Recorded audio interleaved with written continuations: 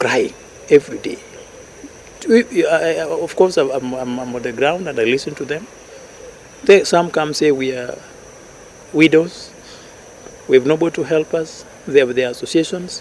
Why can't you again say a certain percentage of this money is just going to go to help these people develop some, not to go and eat, but you introduce to them some entrepreneurial skills and give them a certain percentage of money, which is not necessarily that they will pay back, but this money is supposed to enable. So I will be following up to see if I gave you people 200 or 300,000 and you told me you've put this money into maybe poultry or dairy farming or something of that kind, how far has it taken you?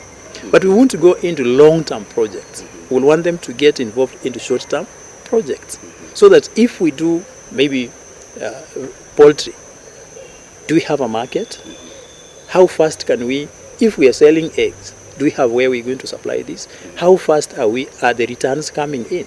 Out of the profits of the returns, these people can be able to take their children to school. They can be able to do other things.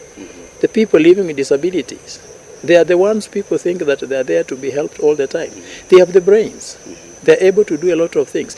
Give them a certain percentage of that money. But for me, I feel that I am what I am for having gone to school. So my critical pillar of leadership is in education. So I would easily say 20% of this is for sponsorship to schools. What it means is probably the governor governor could be having his own bursary. The MP has a bursary. What prohibits me as a person who has grown through education, for me also to put that this little money that I have, I will want to sponsor a few people from my area? Because this is where the problem is. When many people you want to lead are illiterate, are semi-literate, are maybe just stopping somewhere, they have an urge to go to school but they cannot be able to go, you don't expect a lot. Even if you just came with whatever from where, it will not. And that's why you have always realized that even those who are landlords, if they did not take their children to school, they turn into tenants. I tend to build landlords whereby if I give these people a chance to go to school, and a good school, ensure that they are not being sent home day in, day out. Nowadays, day schools are doing very well. If you pay and you maintain the school, the principal is not sending children home every day now and then, there are results. And so I will not be looking for schools very far. I will look for even the schools within my ward and say, have an agreement with them, tell them this number of children are vulnerable. They've done very well in their lower maybe schools. Now we're bringing them here. I want to put this amount of money to this. And when I do that, I will be sure that the 5 years I'm given, by the end of those 5 years, I have results to say, I have this number of people going to university, I have this number of people going to senior secondary school, I have this number of people who we have helped maybe to build even the ECDs that are of quality, and the way the children are being brought up are academically conscious. They grow up knowing that school is all that they have. We don't have much resources that we're going to give to our children. And I pity for the society, because for me, I come from a family of 19 children, or just one of us died recently, we were 18. And the piece of land we have at home is barely 5 acres. The constitution today says girls and boys share resources equally from their parents. Inheritance is now to everybody. So we can't say how many boys, how many girls we have. We have to share the 5 acres, all of us. Then I have 5 children. My brothers, my sisters are also of the same. They are all depending on the same resource. Where are we going? When I get education, like the way I am, I get something to do with my brains. I'm able to buy a small piece of land, leave whatever little that is at home for those ones who are probably unprivileged to get what you have, but you build another resource somewhere. That is just another home moved to another place.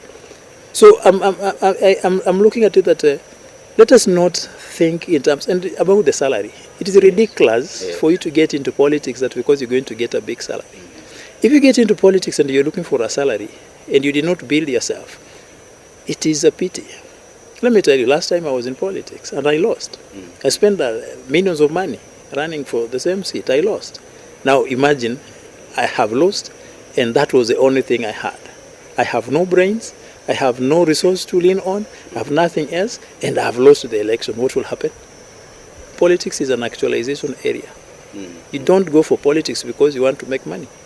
It's only thieves who will think that the quickest way to be rich is get into politics. For me, I'm getting into politics because of the needs of my people. I'm looking at what is insufficient, and if I'm given a chance, I can provide for them. Now, you brought up a very good issue. You're reminding me of the last time you ran for elections, for that matter, and you lost.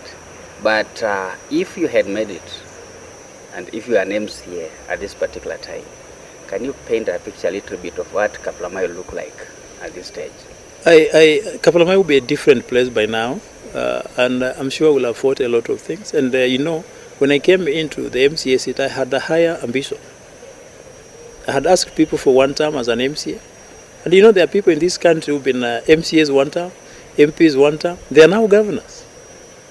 Because they've proven to their people that they can do it. And so for me, when I came in, I had looked at the scenarios in Kaplaamayi.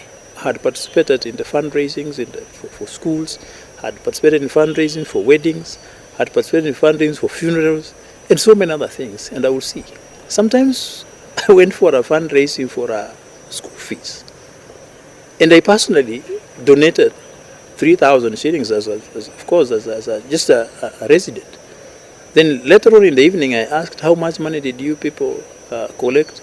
They told me they had collected 4,500. So I was asking, is my 3,000 included? They say, yes, it is. And I said, what? What happened? And this is a child who was going to university, and the parent is expecting that there is going to get support from the community. It is not that the community denied to help the person. It's the level of ability. People come to fundraising and they have 50 shillings. They have coins, which you can never tell whether it's 10 or 20 or something, or 5. But their hearts have said that's what they have. So now, when I was looking at it, remember last time I told the people of Kaplaamayi that for me, I was going to ensure that every child who passes to go to university and is from Kaplaamayi, out of that money, I will have spared like 5 million. All the vulnerable children who passes to go to university must, because of the money. I know when I build the brain capacity, everything will be sorted out. Today I have children in Kaplaamayi. They, for the first time, from my small area, Botwa, a girl got to go to a national school. But up to recently, the girl had not gone to school. And the mother was even crying of fare. When they said now children can just go to school and without uniform, the mother didn't even have fare. Those are cases that I would have handled them. People talk of infrastructure. And this is where I think people in leadership must be very careful when you talk about infrastructure. I know an MC does not have the capacity to do a tarmac road. But I wouldn't be an MCA who will have asked for a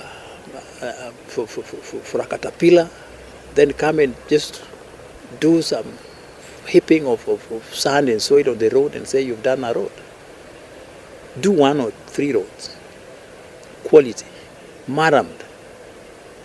In the next 3-4 years, the road is still quality. But look at what people are doing today. Some people will put maram on 1 or 2 kilometers, and then the rest of the kilometers they have run, nothing. When the rains come, all the soil is washed away. Who knows that this road was ever done? Nothing. People will have seen what I will have done. By now, maybe we'll have done 5 or 6 roads only, but quality roads that even the rains come, they will still withstand whatever that it is. Remember, we've had a very nice governor in Nzoia now, who has understood his people. While we say Nzoia is a food basket, there's a problem. Some people finish their harvest in December. Why? they did not manage even to get just a packet of maize to plant. So what they did is that they took whatever they had harvested last time and again replanted. And when you do that, of course, the regeneration is very low, and the yield also comes very low. Governor is now giving out seeds. If governor is giving out seeds, as an MCA, what will I have done on top of that?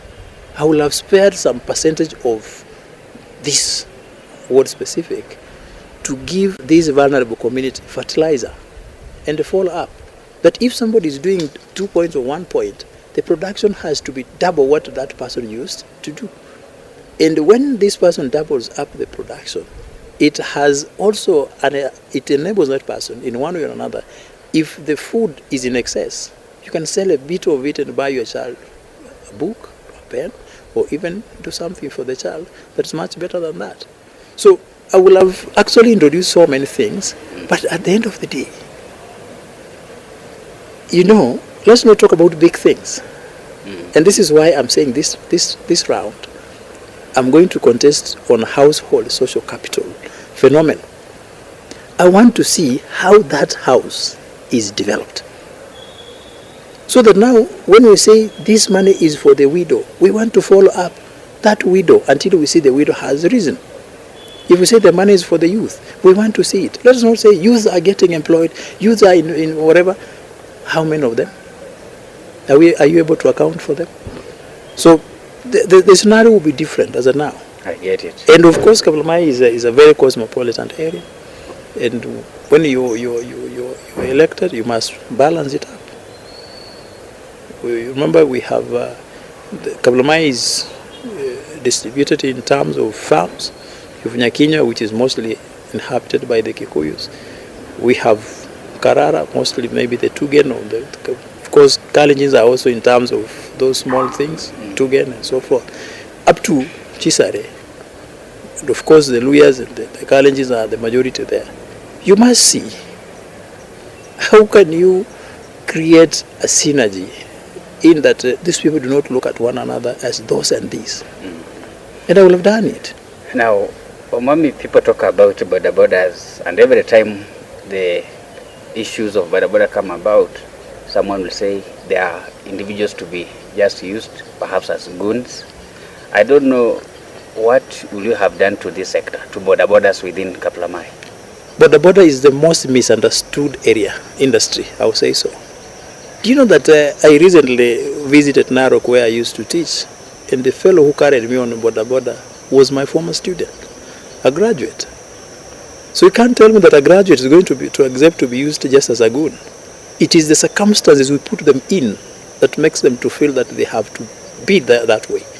But if I have a room of being a leader, a representative, out of whatever little you have, create a section, create a percentage for a particular group.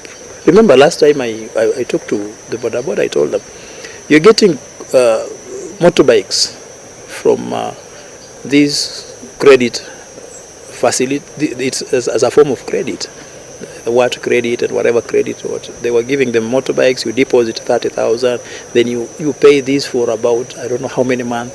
When we did the calculation, one single motorbike was coming to about 250,000. And these people were forced that every day they were going to, they were to pay around 300 shillings or something of that kind. When I looked at it in terms of, can we get a link to import motorbikes? Yes, I did. And I got somebody who had promised that if you give me this amount of money, I'll bring you motorbikes at 69,000 shillings.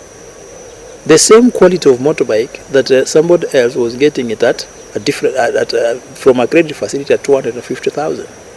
So, when you lessen the burden of acquisition of that motorbike, you also lessen the burden of payment of this particular person. And therefore, there will be a higher level of generating an income that can help this person. And remember, I've mentioned this. Border borders can be rowdy because we've not enabled the so-called passengers. Some of my people in my village will even prefer if you tell them, get on this border, they will tell, let me get it from somewhere. But what they're saying is, they think when they walk, they're reducing the payments for it. So if somebody is to pay 50 shillings will want to walk 30 shillings and remain 20 shillings. Unfortunately, like if it is town, 50-50, whether you walked or not. But you see, the perception is let me walk a bit. And I remember one lady I had just talked to and helped her that let me give some fare. I'm not able to solve your problem, but I'm just giving you some fare so that you go, and then you come back some other day. Unfortunately, she was going the same route I was going. I didn't know. So she left like 30 minutes, and then I also left home. I found her on the road walking. Why? She was so careful that instead of getting on the border, maybe that money was going to help her to do something else. So the people must also have an ability to hire border so that border can be an industry that earns. So for me, I would not want to qualify them as rowdy, as goons, as what. I would want to say that let us not put them into situations. You know, situations make people. You can say I'm not a thief, but 3 days you've not eaten and somebody has just left here is banana. You are likely to be tempted that because why will I die and the banana is here? There's no prize in dying and you're watching the banana. You will say, let me survive on it. So some of them have been put in that. So we need to find a way of training them on entrepreneurship, but enable the communities to use them also in an effective way. Now, something else, Mami, some people, some quarters are saying that perhaps because of your proximity to the governor, that the things you have highlighted, like doing development within that ward, that perhaps you will be able to do them even right now because of your proximity to the governor. I don't know what you can say about that. Proximity is not you. And when you use the word proximity, is not you. You need to say you as an individual, you as Silingi. Yes. Not saying when you are seated close to me, you have what I have. Power is different. Power and authority is different. What governor wields as power and authority is far away from where Sialo is.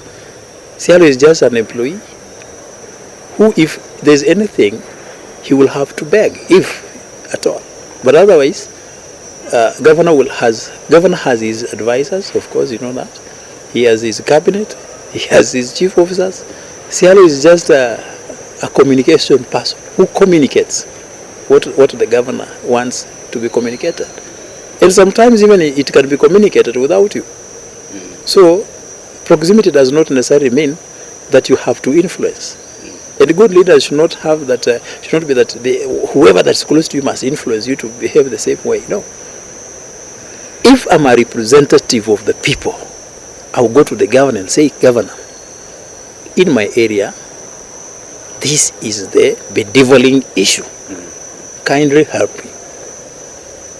If I'm a representative of the people, I will go and make a legislation that is in line with the representation that I'm doing. So it will be a misconception and it will be completely misconstrued if somebody says, when you're close to. No, Felix, you work at the university. How many decisions do you make? You just told admit students, and that's what you do as a registrar. That's what you do. Fortunate enough, maybe you can be called in a meeting, but the decisions were made by high powers. So I'm not in the higher powers of the county. I'm just an employee of the county. And remember, I've always said, and I want to quote the governor himself. Governor said, when you're invited, don't take over. And that's what he was saying. Musalia is an invited person in Ruto's room, government. So if you make a lot of noise, you'll be told, can you find your way out? What will you do? Now, Obami, you've talked about advisors of the governor. And one of the advisors of the governor has just come to Kenya Kwanza. And rumor has it that he's pointing fingers, director communication and the peer to governor. They're the ones who have made his life so difficult to the point that he could not be able even to advise the governor. That is the former county speaker, Mr. Werunga, Honorable Werunga. He has now left. I don't know what you can tell. Let us not deal with the rumors. Yeah. Let's not deal with the rumors. I have no comment about that. Let's not deal with rumors. He has not pointed it to me. Yeah. I'm hearing it from you for the first time. Werunga is a friend. Yeah. And if he has any challenge with me, he will tell me on the face. And if I have anything, I will tell him on the face. So I will not be able to make a comment on the rumor. Okay, that's basically what we wanted to discuss at this particular time with Mheshimiwa Felix Yalamarti, who is seeking for the second time the Kaplamai seat as the MCA. So Mheshimiwa, I don't know what you can say as your conclusion remarks. I just want to reassure the people of Kaplamai that let us not fear what we've been in the past. Let them look at what we can do for them. Tomorrow is brighter than yesterday. Nobody can undo yesterday, but you can undo what is to come tomorrow. So there is much in store. Yeah, thank you for accepting to talk to Bunde Classic TV. Karibu sana.